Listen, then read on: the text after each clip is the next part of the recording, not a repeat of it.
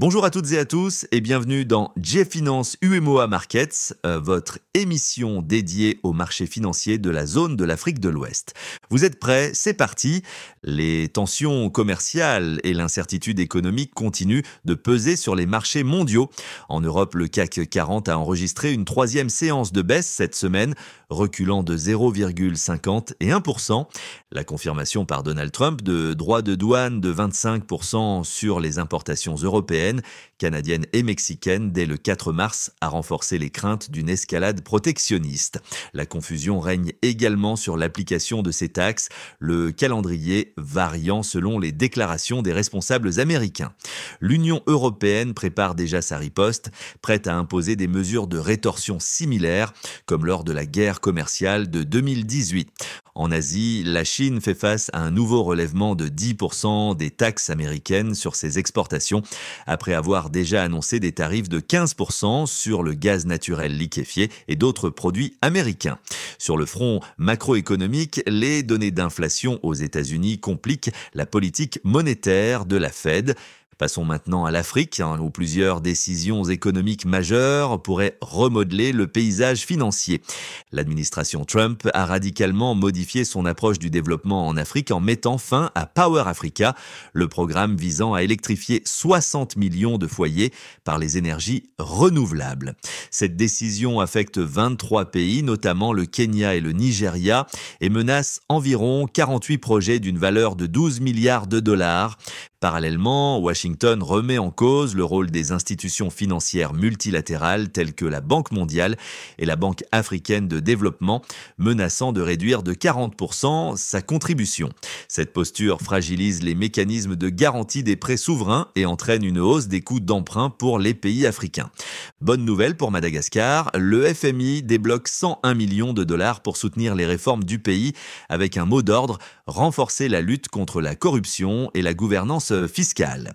Parallèlement, le Kenya a levé 1,5 milliard de dollars sur les marchés internationaux en vue de refinancer sa dette et de développer ses infrastructures routières. Le FMI salue les efforts de la CEMAC pour stabiliser ses réserves, mais alerte sur les déficits budgétaires persistants, un défi majeur à surveiller. En résumé, la dynamique économique reste forte, mais les incertitudes politiques et financières pourraient freiner certains projets. Direction la BRVM, où le marché affiche une légère hausse en ce 27 février. Le marché global clôture en légère hausse, soutenu notamment par la progression de certains titres dans l'industrie et la consommation de base. Depuis le début de l'année, la BRVM affiche une dynamique positive avec des hausses de plus 5,47% pour le BRVM Composite, plus 5,72% pour le BRVM 30 et plus 7,89% pour le BRVM Prestige.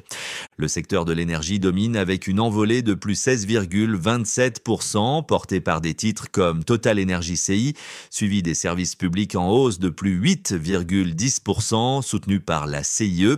À l'inverse, la consommation discrétionnaire et les télécommunications progressent plus timidement, illustrant une dynamique de marché contrastée. Malgré la hausse du jour de 7,5%, SMB reste en retrait sur l'année.